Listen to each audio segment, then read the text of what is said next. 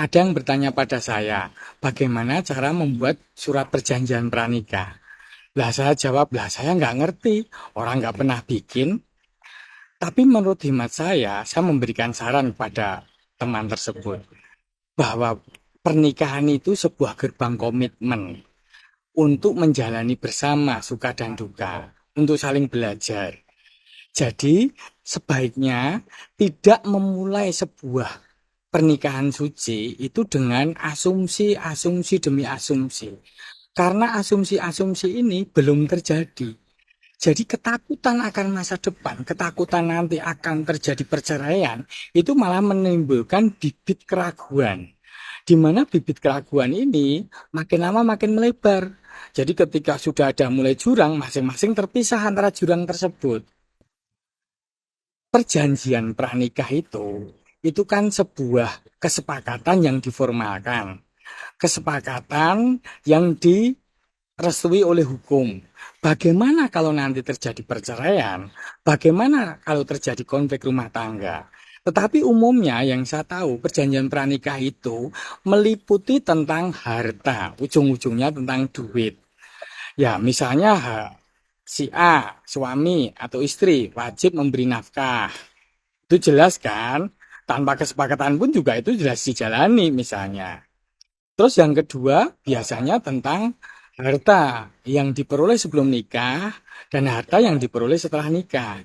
Lah kenapa harta itu nggak disatuin aja?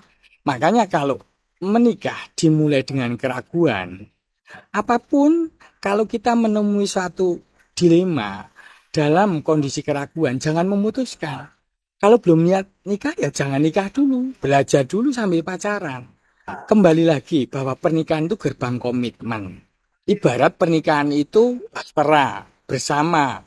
Ya entah siapa yang jadi nahkodanya, siapa yang jadi keneknya. Tetapi di jalan itu begitu banyak rintangan, banyak ombak, banyak badai. Lah kalau nggak kerjasama, masing-masing hanya mengukui haknya sendiri, tidak mendahulukan kewajiban, ya potensi akan terjadi gangguan nanti di perjalanan nanti. Badai itu akan terasa semakin besar dan dua-duanya sama-sama merasa lelah.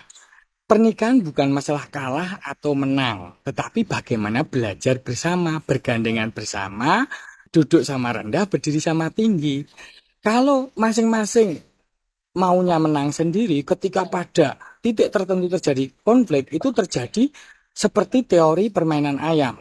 Jadi dua kendaraan dari berlawanan arah dengan kecepatan yang sama dan nanti ketemu di sebuah jembatan yang sempit di mana hanya bisa melewati satu kendaraan.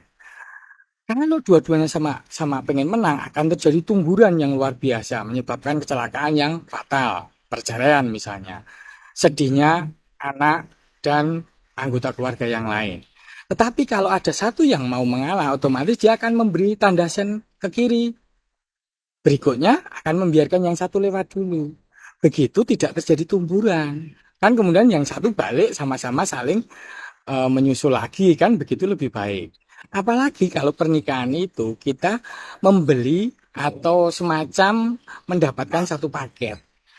Kita tidak bisa memilih calon suami atau calon istri, tapi kita tidak bisa memilih calon mertua, calon ipar, atau calon teman-temannya pasangan kita. Itu satu paket.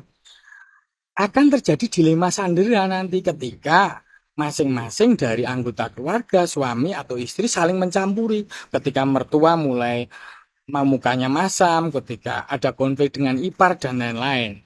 Itu akan menjadi problem apalagi di keluarga sandwich family. Jadi lebih baik pernikahan itu dimulai dengan kesepakatan cinta yang sesungguhnya. Cinta itu adalah kesepakatan yang sangat lengkap. Karena di dalam cinta itu ada kesediaan untuk saling mengisi, saling memberi, saling menyayangi.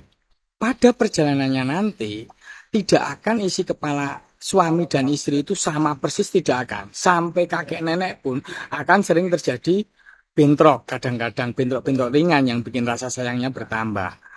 Jadi dari angka misalnya posisi suami sekarang tuh cara berpikirnya 15, si istri 6.